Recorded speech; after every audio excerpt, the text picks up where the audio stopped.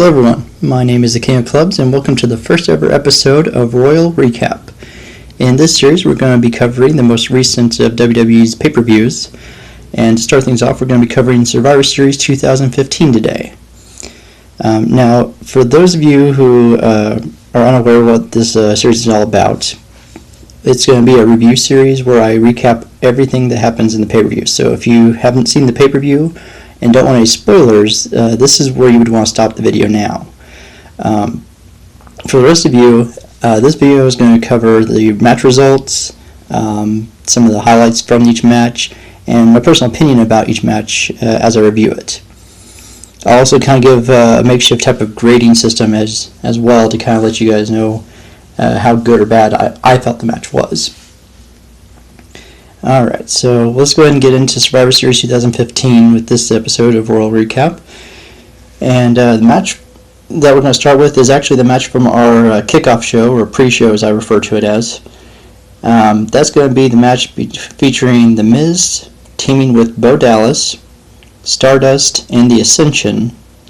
And they took on Neville, the Dudley Boys, Titus O'Neil, and Goldust.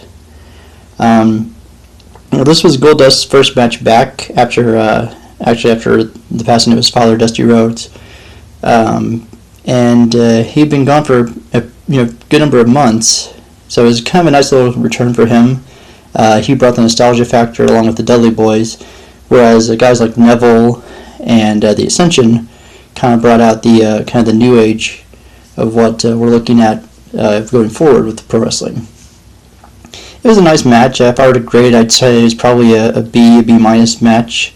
It was on the pre-show or the kickoff show, which tells me that they weren't sure how well it would go over, but they wanted to have a traditional Survivor Series match, so they put this one out there, and it wasn't bad. It was a nice way to open up the show, a nice thing to get you guys ready for the pay-per-view.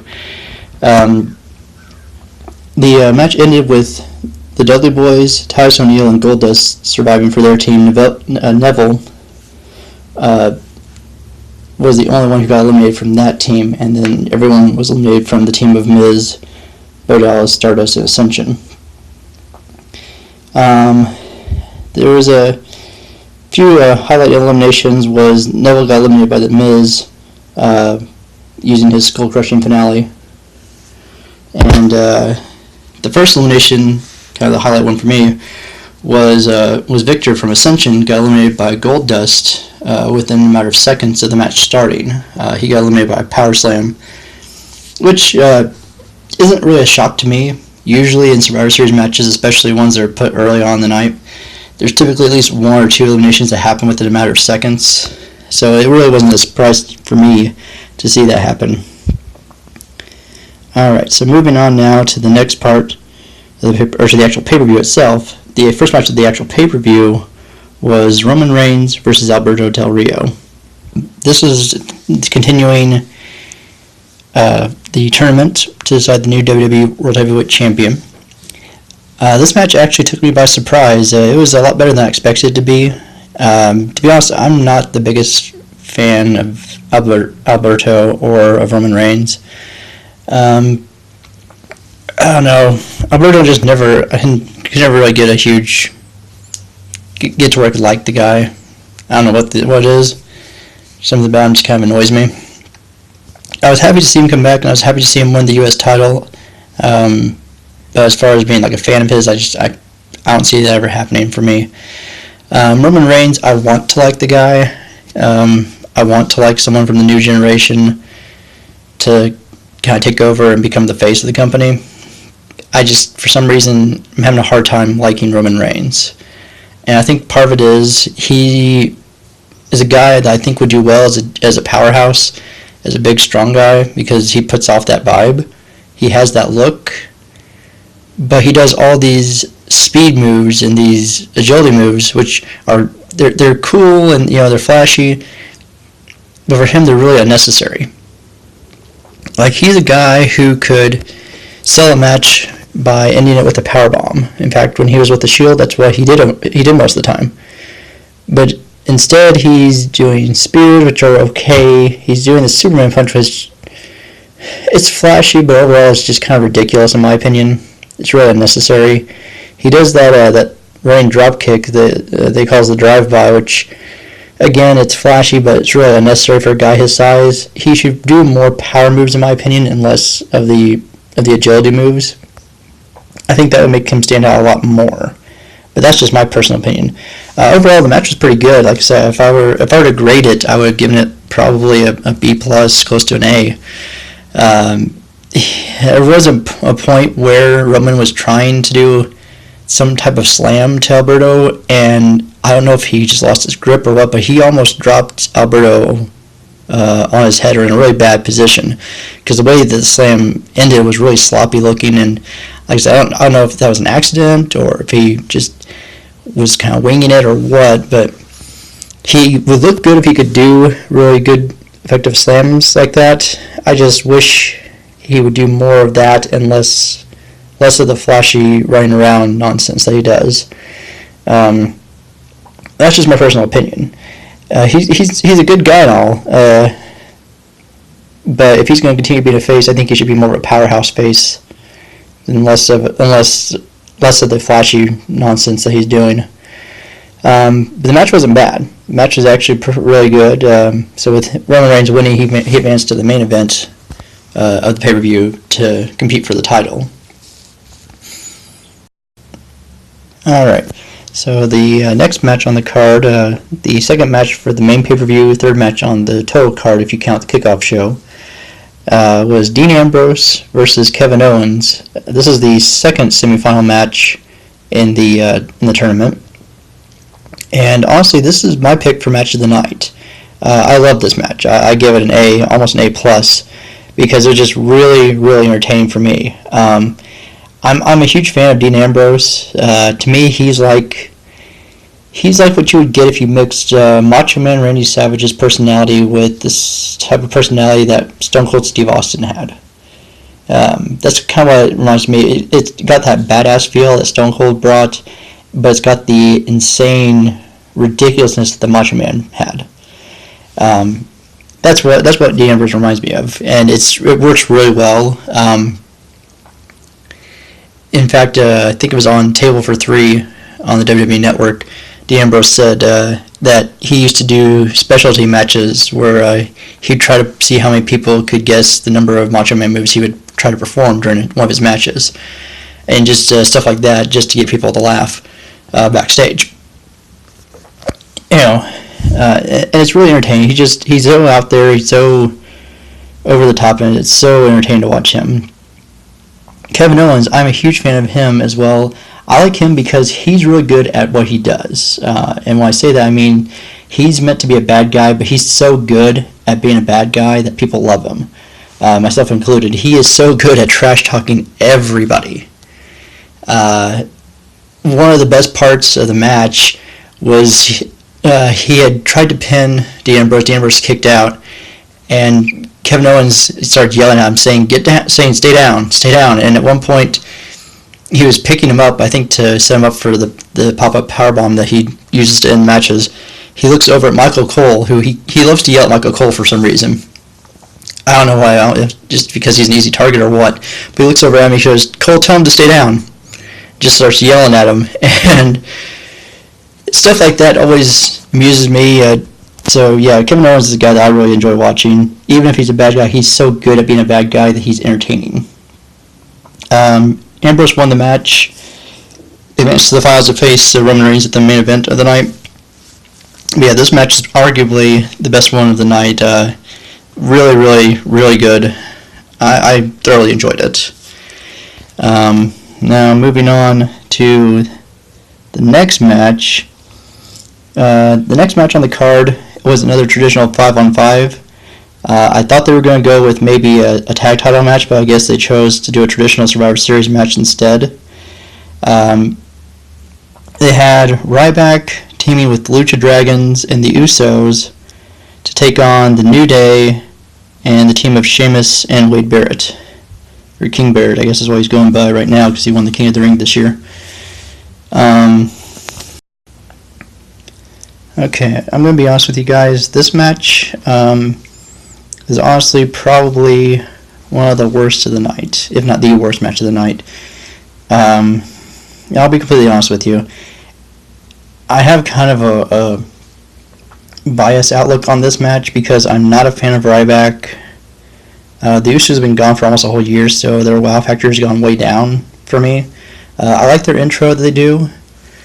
The whole tribal war dance. I like that. I like the face paint and some of the little flares and little flashes of their father Rikishi. I like that stuff, but I'm just not one to really get excited to see them in matches anymore. And I think part of it is, they've been gone for like almost a year. Maybe get them booked more in matches, get them more on the main show, get them out there more often. Maybe then I'll get back into watching them. They seem like great guys. They seem like actually really genuinely awesome guys in person. They seem like genuinely nice people. But I don't know, I just can't get into being Uso fans at the moment. Lucha Dragons, similar story. I like watching them. I think I always think of Kalisto as like the much younger replacement for Rey Mysterio, which is in a sense is kind of what he is. He kind of took over Mysterio's place as Sin Cara's partner, and he's good. Don't get me wrong. He's very entertaining to watch. Lucha Dragons I actually like more than the Usos when it comes to them. But that whole team I felt like I was biased to root for the bad guys, the opposite team, just because I find them more entertaining. Well, most of them more entertaining. I find the New Day to be just like Kevin Owens in the sense that they are really entertaining at being bad guys. They are ridiculously entertaining, and people are starting to really like them just because they're so ridiculous that they're funny. And that's a good part of it. And they try to be bad guys. They keep trying to do things to make them seem like bad guys. But at the end of the day, people still love them. And Wade Barrett or King Barrett, he's okay. I liked him better as Bad News Barrett. I liked that gimmick a lot because there's another funny heel type of gimmick that worked really well. It was very entertaining. Sheamus, I used to be a huge Sheamus fan. Now he's kind of annoying, and I think it's the whole new look thing. I think that's a large part of it. I get that he's trying to personify an actual Celtic warrior look, but at the end of the day, it's like what most of the audience are yelling at him. He looks stupid. He does. I'm sorry, but he does.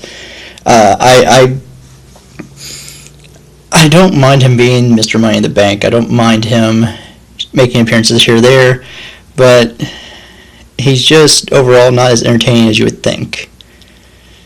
But yeah, in this match, Ryback, Kalisto, and Jey Uso were the surviving members of the team. Jimmy Uso and Sin Cara got eliminated. The thing that got me about this, though, I'm not going to lie to you guys. After the New Day left, because one of the New Day members, I think it was Big E, got eliminated during the match, and then the other two members just kind of left with him, just kind of bailed and left Sheamus by himself. So it was Sheamus against the remaining three members of the other team, Ryback, Kalisto, and Jey Uso. And I'm not going to lie, I fell asleep. I was so bored with that match that I actually fell asleep. I woke up to catch the tail end of the match to see how it ended, and I was still like, oh, I didn't miss much. I'm sorry, but I fell asleep. So no, this gets a C. If I'm gonna be generous, I'll give it a B- to be generous. But overall, it was not that good of a match. It just wasn't that entertaining, and I'm sorry to say that, but it's the truth. New Day was great, but once they left, all the air out of the match just got sucked out of it. I'm sorry, but that was how I feel about that one. Alright, so moving on to the next match on the card. Next one was the Divas title match between Paige and Charlotte. Now, I'll be honest, I like women's wrestling if it's what it could be. And what I mean by that is I like what Charlotte, Becky Lynch, Bayley, Sasha Banks, I like what a lot of the women from NXT are doing and are capable of doing. I don't care much for the divas from, like, you know, the Bellas, Alicia Fox. Natalia's not bad. She's kind of in that in-between state where she has all the ability and skill to be an actual women's wrestler, but she's been on the roster and around the other divas enough to where she has that diva persona, whether she means to or not. Paige is kind of the same way. She's gotten to be in the in-between state, even though she doesn't want to be in the in-between state. So I have an appreciation for women's wrestling if it's actual women's wrestling, not this whole diva nonsense that the WWE created years ago. The fact that Charlotte versus Paige was the match, it was just the two of them, no one else. It was actually a really good match. There's a lot of technical stuff happening in that match. Very entertaining. I'd give that one a solid B+. It was a good match. I like that they're starting to feature actual women's wrestling again. They haven't featured actual women's wrestling in a long, long time in WWE. I really wish they would rebrand the title, the women's title, instead of calling it the Divas title, because that keeps it in your mind that it's still considered the Divas division, and it shouldn't be that way. I don't like that it's called the Divas Revolution either. I prefer, if you're going to do this, you should call it the women's division, call it women's wrestling, call it women's championship. If you really want to be that empowering for women, drop this whole diva act, this nonsense, this Barbie doll BS that they've been promoting for so many years. Drop all of that and get back to actual women's wrestling. But the match itself was great. I'm glad that Charlotte won the match, kept her title, and I'm glad that she did. It opens the door for them to push for a Sasha Banks Charlotte match in the future. I'm hoping by Royal Rumble, maybe they might save it for WrestleMania even, because that's a big deal. Their matches were a big deal. I would like to see them do more with Becky Lynch. They brought her up, but they haven't done a whole lot with her, aside from a couple of shows on like Raw and SmackDown. But she hasn't been featured too heavily in like the pay-per-views, I've noticed. I mean, and she's very entertaining. She's very fun to watch in her own respect. So yeah, I like this type of women's wrestling. This is what the company needs. It's what pro wrestling needs in general. It really needs to have a kick back to that actual style that makes women's wrestling seem legit again. Get rid of this whole Barbie doll nonsense they've been doing and get back to what women's wrestling really should be. So I'm happy that NXT was pushing it, and I'm so glad that Triple H and Stephanie took notice of it, and that Stephanie actually went down and watched it firsthand. That is a huge show of support for this idea and this type of progressive thinking on their part. So, yeah, I liked the match. It was a good match to watch, and I'm actually really anxious to see where they're going now that they've ended kind of this part of the story. Alright, so the next match on the card is Tyler Breeze versus Dolph Ziggler. Now, I feel this is kind of the filler match, getting close to the end of the night. It was an okay match. I actually have a lot of respect for both Dolph Ziggler and Tyler Breeze. I feel that they are the two hardest working guys on the roster right now, and they're two of the most underrated guys on the roster right now, because they're both very talented, and they're both willing to do anything to get their spots. My problem that I have is that Tyler Breeze just joined the main roster, and I think they're just having a hard time finding a good mesh for him. This isn't a bad storyline with Summer Rae and Dolph Ziggler. It's okay, but to boost him, he's going to need someone else to be paired with to really get people's attention on him. Dolph Ziggler, I like the guy, but lately they've been booking him to lose a lot. They've been having him job to a lot of people, and it's different because last year he was the one survivor from the main event of Survivor Series last year, and now it's like he's been on a losing streak almost ever since. I think he held the Intercontinental title for a brief window between now and then, but he hasn't done much other than lose.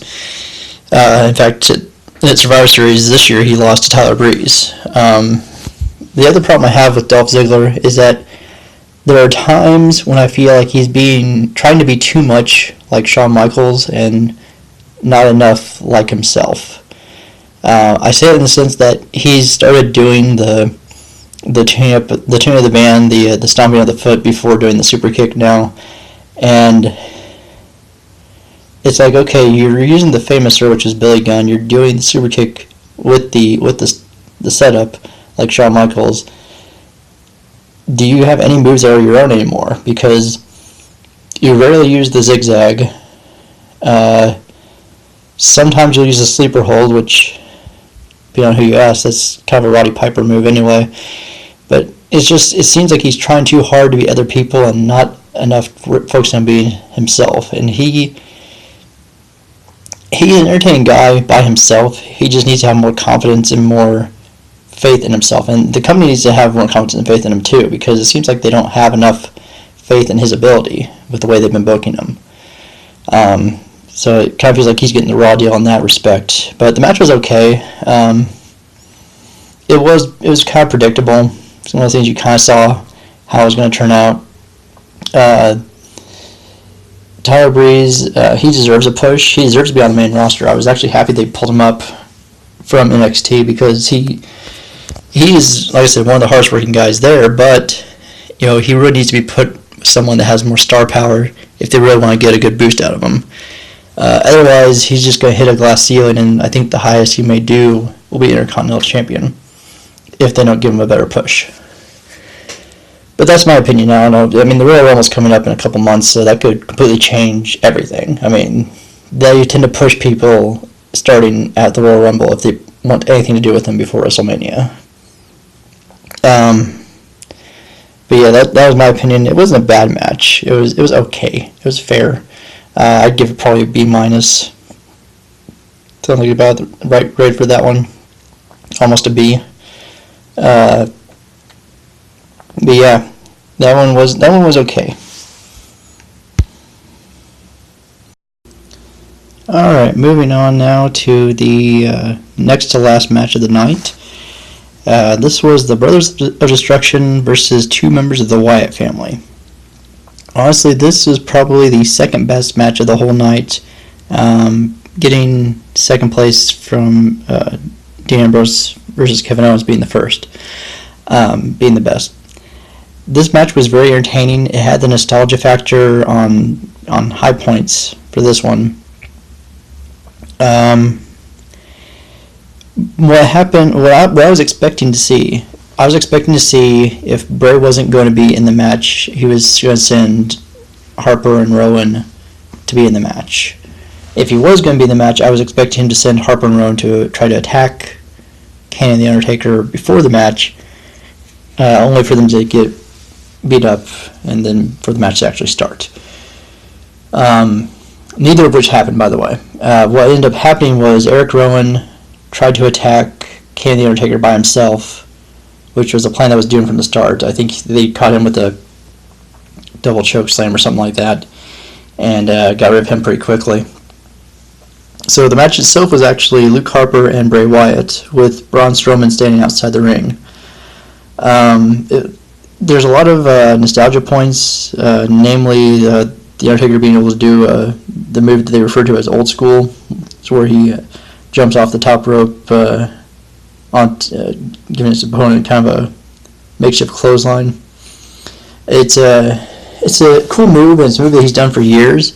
The fact that he can still do it now is actually pretty impressive, because the guy's like in his 50s, and he doesn't do a whole lot of that stuff anymore.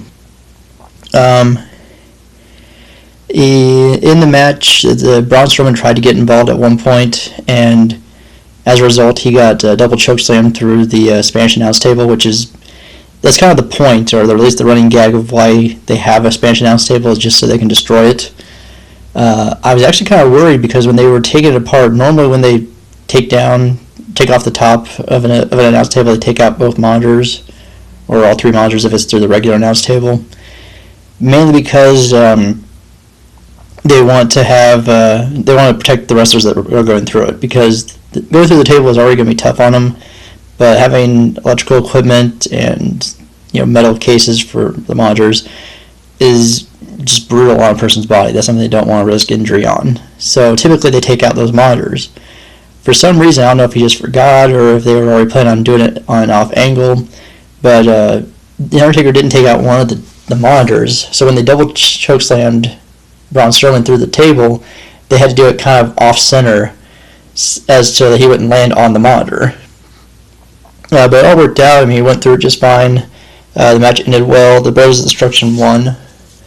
And a lot of people are saying that this is going to be The Undertaker's final tour, or kind of his farewell tour, so to speak, because a lot of people think he's going to retire after WrestleMania this coming spring. I hope he does. As much as I like The Undertaker, he's at an age to where he does not need to be wrestling anymore. And that's not out of disrespect. It's just his body can't take it anymore. He got hurt really bad at WrestleMania 30. He has a hard time getting out of the ring after matches, and people have said that sometimes he's so exhausted by the time he gets to the locker room, he just collapses. Because he puts everything that he has into his matches. He takes himself that seriously, and he's arguably one of the biggest professionals in the business. But there comes a point that even the best professionals need to know when to quit. And so I'm hoping that he understands that this probably should be his last run. That he does need to get out of it after this year. So if that's the case, then good for him. I hope that's the case, and I hope he can get out and get put in the Hall of Fame, because he deserves it. He is arguably, people have said that he's probably Vince McMahon's favorite wrestler that he's worked with ever, namely because of the fact that he's never left the company since joining. He's never gone elsewhere. He's always been supporter for the company. But he's also one of the best professionals and hardest workers. So I can see why Vince McMahon would think of him as an ideal employee. But yeah, the match itself was really great. I'd probably give it like an A-. It was really, really good. I thoroughly enjoyed it. So yeah, that was a really good match, getting close to the end of the night. Alright, now moving on to the main event of the evening. It was Roman Reigns versus Dean Ambrose for the WWE World Heavyweight Championship. This match I was anxious to see because as I mentioned before, I'm having a hard time getting to where I like Roman Reigns. I love Dean Ambrose. He's already up there. He's way over with the audience. Roman Reigns is trying to get there, and what's funny is, as you watch the match, Roman Reigns practically gets booed out of the building when he makes his entrance, whereas everyone's cheering for Dean Ambrose. There were several points where you would hear there would be people chanting, "Let's go Ambrose," and then other people would chant, "Roman sucks." And there was a couple of points where that changed to "Let's go Roman, Roman sucks." So it almost seems like he's getting the John Cena type of pop, to where a lot of the younger audience members love him, but the majority of the audience hates him. And that's kind of how I'm feeling about him. I kind of feel that I don't care much for him, at least not as a good guy. With the way he's going right now, I don't think he's getting over as a good guy. If he would switch to being a bad guy, I think he'd get over immensely. So when I'm watching this match, I was kind of anxious and kind of confused because no one had turned bad yet. I was expecting one of them to turn bad. If Dean Ambrose turned bad, it would either help Roman Reigns get over with the audience as being the main good guy, or it would completely overshadow Roman Reigns and Dean Ambrose would just get that much more popular, which is kind of the gamble because of how popular he is now. It could go either way. But they didn't do that. Actually, it was a good match. There were several points where it just seemed like a slugfest more than a wrestling match, which is kind of funny in the aspect of them being such good friends, both the storyline-wise and off-screen. And what gets me is that They ended the match with Roman Reigns winning the title and them still being both good guys, no one turning on anyone, no one doing anything underhanded. But that threw me off. I was actually kind of mad at that. I'm starting to think, okay, with the way this is going, someone's got to get double-crossed, someone's got to go bad. You can't have a WrestleMania 6 ending with both guys being good guys and ending it like that, because the difference between this main event and that main event was the main event from WrestleMania 6, you had two of the most popular guys on the roster just happen to be both good guys. So the audience is going to be happy either way. In this case, you had Dean Ambrose, who was really popular, and you had Roman Reigns, who was not so much. And you put him over instead of Ambrose, which I don't get. So I was confused by that. But then I saw Triple H come down to the ring, applauding and raising Roman Reigns' hand. So I thought, okay, maybe Roman Reigns is going to turn bad now. At the end of the match, maybe he's going to join Triple H, become a bad guy, and become the champion for him. And Triple H actually held out his hand for a handshake, and that's what I thought was going to happen. But Roman Reigns didn't take it. He instead spears Triple H and completely solidified himself as a good guy. And I'm like, okay, yeah, it was kind of cool that you speared him, but at the same time, what the heck? I mean, you still have this, good guy ending.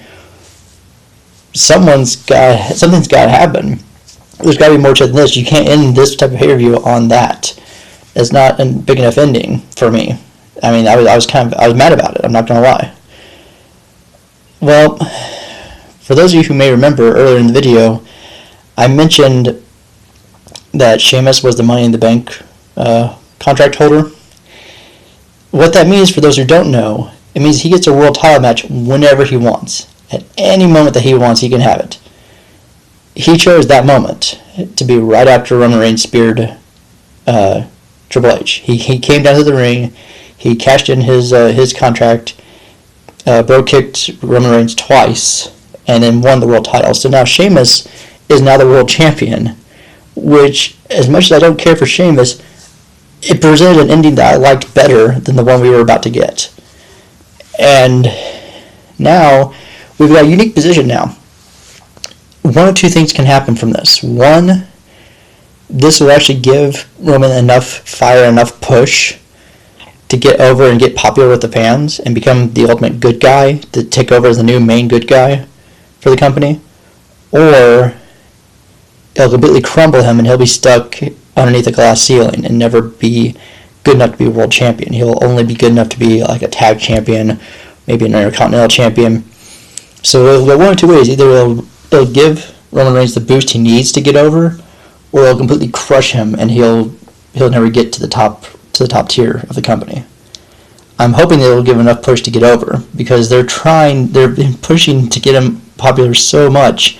They've been trying to make people like him. This could be what they need to do it. But what's funny is Roman Reigns almost started crying after he lost to Sheamus, because he'd been trying to be world champion so many times this year. He was close at WrestleMania 30. He was close at getting the Money in the Bank contract. He was close multiple times, and then this time he actually had it for a matter of seconds and lost it. So hopefully this will help turn him into the badass he needs to be to really get over and actually legitimately win the world title, which may happen at the next pay-per-view. I don't know. We'll have to see. But yeah, so that's it for this episode of Royal Recap. Let me know what you guys think of this series. It's going to be a monthly special. And if you guys like them, I might do them more regularly, do the takeovers and stuff too. But for now, it's just going to be WWE Pay Per Views that I'll be recording. So yeah, leave a comment in the section below as to what you guys think, what you like, what you don't like. So yeah, if you enjoyed the video, be sure to leave a like, and see more videos by me, be sure to subscribe to my channel. At the end of this video, I'm going to be adding some annotations for you guys if you want to click some other videos I've done. And as always, this is the Kingofclubs, and I'll see you next time.